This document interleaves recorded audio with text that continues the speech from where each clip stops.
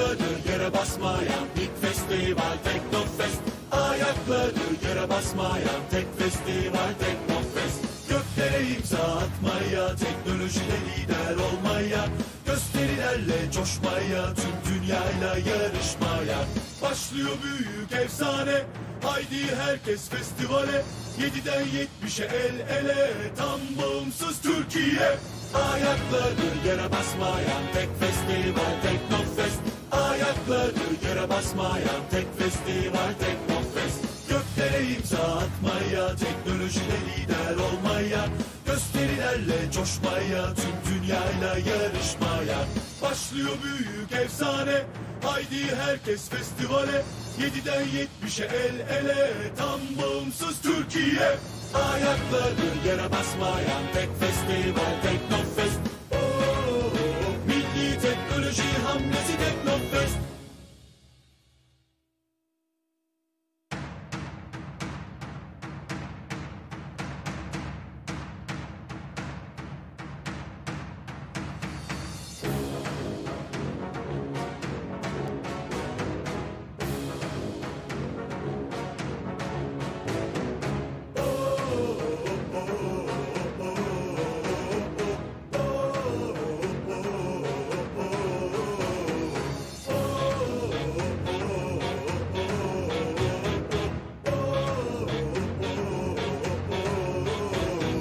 Ayakları yere basmayan ilk festival Teknofest. Ayakları yere basmayan tek festival Teknofest. Göklere imza atmaya, teknolojide lider olmaya, gösterilerle coşmaya, tüm dünyayla yarışmaya. Başlıyor büyük efsane, haydi herkes festivale. 7'den 70'e el ele, tam bağımsız Türkiye. Ayakları yere basmayan tek festival Teknofest.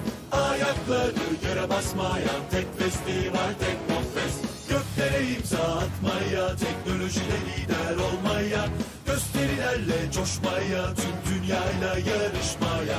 Başlıyor büyük efsane, haydi herkes festivale. 7'den 70'e el ele, tam bağımsız Türkiye.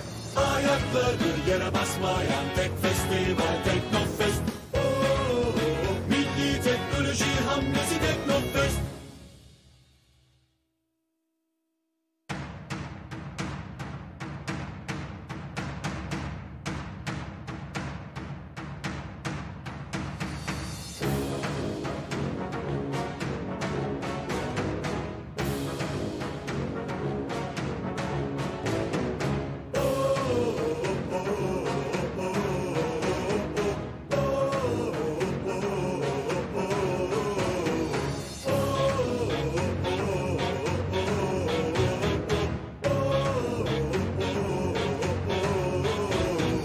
Ayakları yere basmayan ilk festival Teknofest.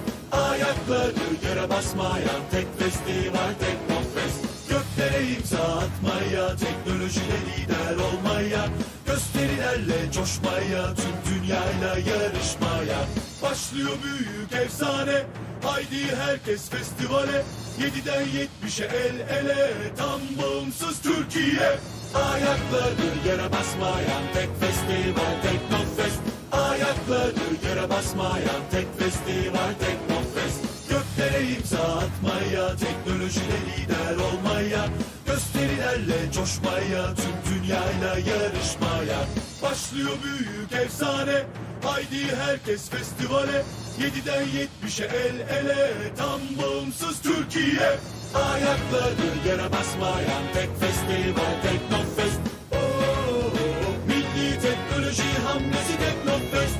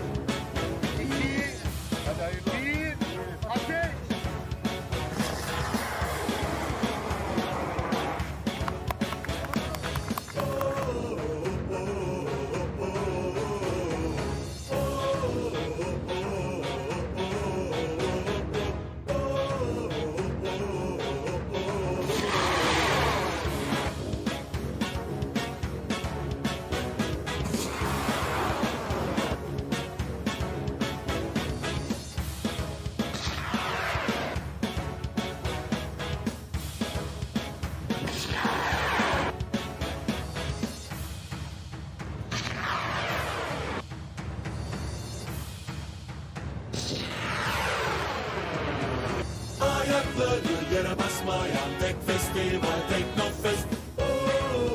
Milli teknoloji hamlesi Teknofest.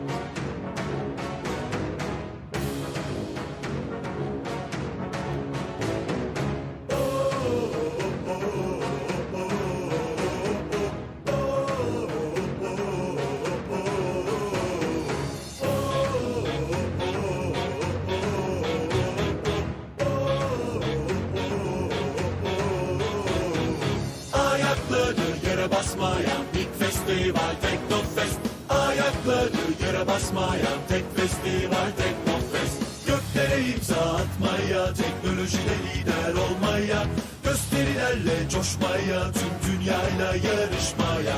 Başlıyor büyük efsane, haydi herkes festivale. 7'den 70'e el ele, tam bağımsız Türkiye. Ayakları yere basmayan ilk festival Teknofest. Ayakları yere basmayan tek festival Teknofest. Göklere imza atmaya, teknolojide lider olmaya, gösterilerle coşmaya, tüm dünyayla yarışmaya. Başlıyor büyük efsane, haydi herkes festivale. 7'den 70'e el ele, tam bağımsız Türkiye. Ayakları yere basmayan tek festival Teknofest. Milli teknoloji hamlesi Teknofest.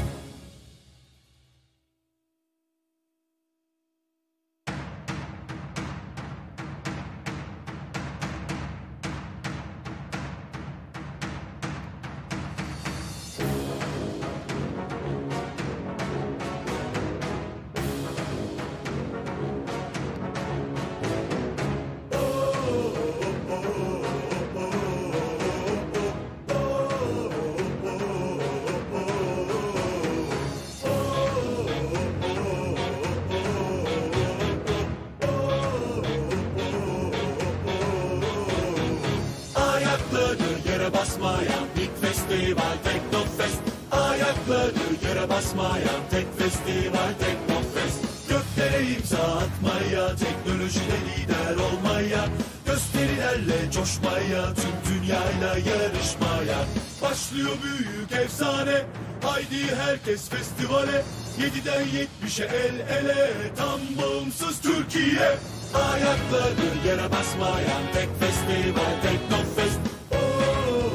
Milli teknoloji hamlesi Teknofest.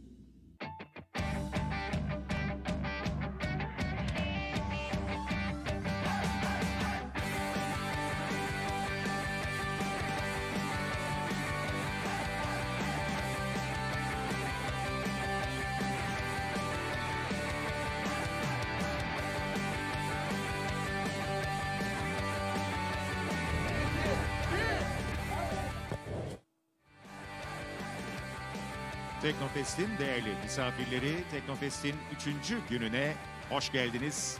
3. gününün açılışında geçtiğimiz gün Teknofest Yönetim Kurulu Başkanı Sayın Selçuk Bayraktar'ın şehit aile çocuklarıyla birlikte Gaziantep Havalimanı'nda Emniyet Genel Müdürlüğümüze ait Skorsky tipi helikopterle olan uçuşunun görüntülerini şimdi ekranlarınıza getirmek istiyoruz.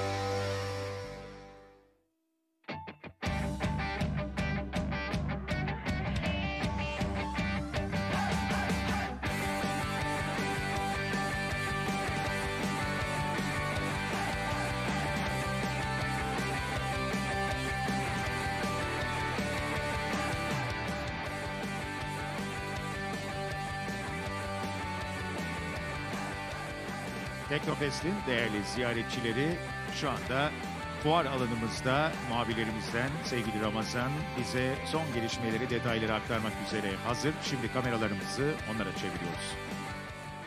Milli Teknoloji Hamlesi ayakları yere basmayan dünyanın en büyük teknoloji festivali Teknofest'teyiz ve Gaziantep 2020'de şu an yanımızda TÜBİTAK Başkanımız Sayın Hasan Mandal bizlerle birlikte.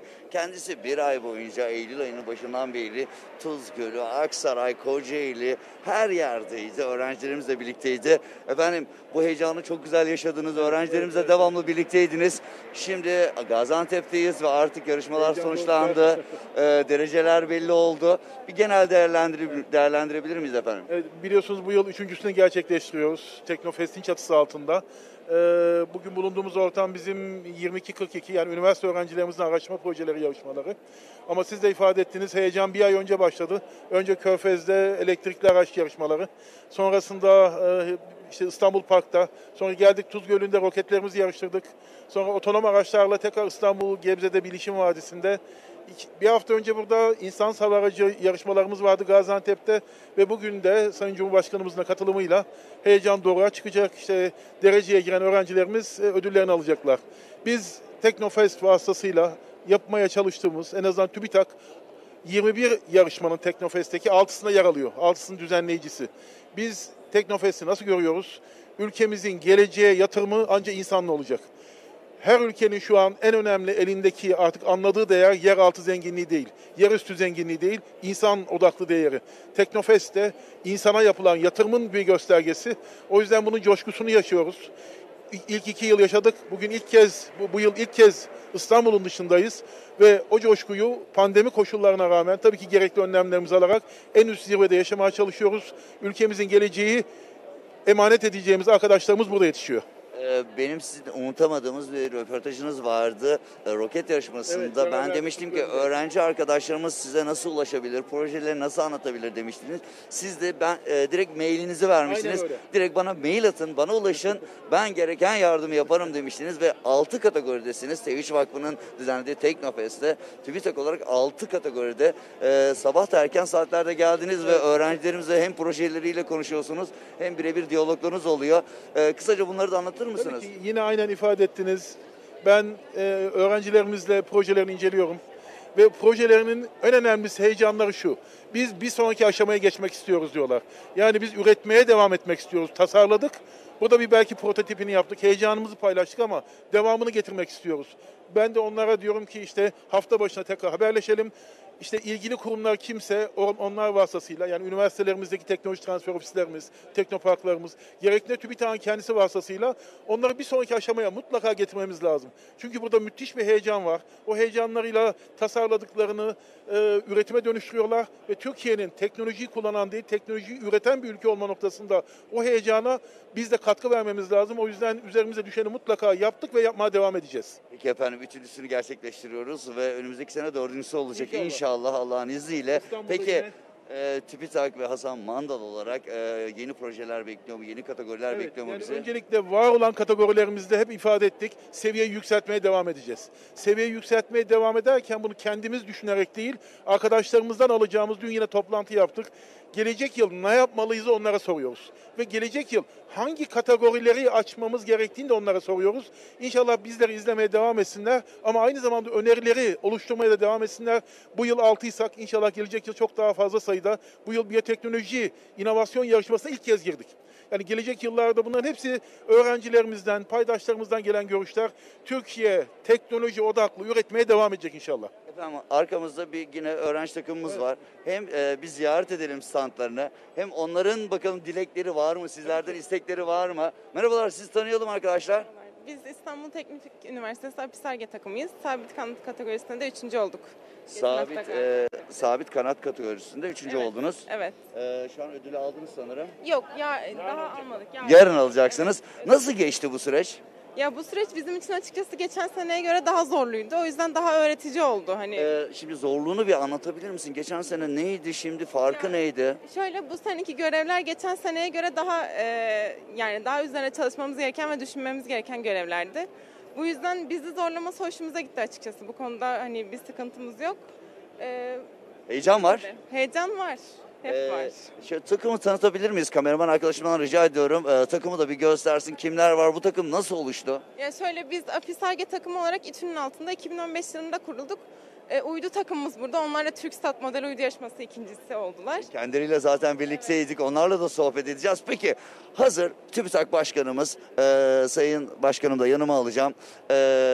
Kendisi burada. Bir öğrenci olarak, bir proje insanı olarak, bir mühendis, kadın olarak, kadın mühendis olarak dilekleriniz nedir? Bir sonraki yarışmalar için, bir sonraki projelerinizde, iş hayatınızda. Hazır TÜBİTAK Başkanımız yanımızda. Talepleriniz nelerdir? Yani en büyük talebimiz şu olabilir. Gerçekten biraz daha destek bekliyoruz. Yani bunu tabii ki hiçbir zaman yeterli gelmiyor verilen destek. Her alanda böyledir ama hani özellikle Ar-Ge çalışmaları yaparken hem maddi hem manevi hani hem alan olarak, atölye olarak hani iş makinesi olarak diyeyim hem de maddi olarak biraz desteğe ihtiyacımız var. Biz öğrenciler olarak sanayiye inmeye hazırız diyorsunuz. Evet. Değerli başkanlarımızdan da bize sanayide yer açın diyorsunuz. Hemen başkanım. Yani biz arkadaşlarımızdan bunu dün başka kategoriler için de dinledik. Ve inşallah bizim Gebze'deki Marmara Araştırma Merkezi'nin içinde bir atölye oluşturacağız. Ve o atölyeyi arkadaşlarımızdan geldi bu öneri. Yani bu arkadaşlarımızdan değil bakın ama aynı istek. Biyoteknolojik inovasyon yarışmasından, işte üniversite öğrenciler araştırma yarışmasından bir atölye oluşturacağız. Ve yılın belli dönemlerinde arkadaşlarımızın gelip o atölyede birlikte birbirlerini tanıyarak aynı zamanda geçtiğimiz hafta biz bunların hepsine şahit olduk. Sizle de Roket'te şahit olduk. Arkadaşlarımız sadece burada bir şey öğrenmiyorlar. Aynı zamanda birlikte öğreniyorlar. Biz o birlikte öğrenmeyi daha kuvvetli hale getireceğiz inşallah. Yani ben de zaten bu yarışmalarda özellikle roket yarışmasında olsun, model uydu olsun, insan hava aracında olsun birçok üniversitemiz yarışıyor ama aslında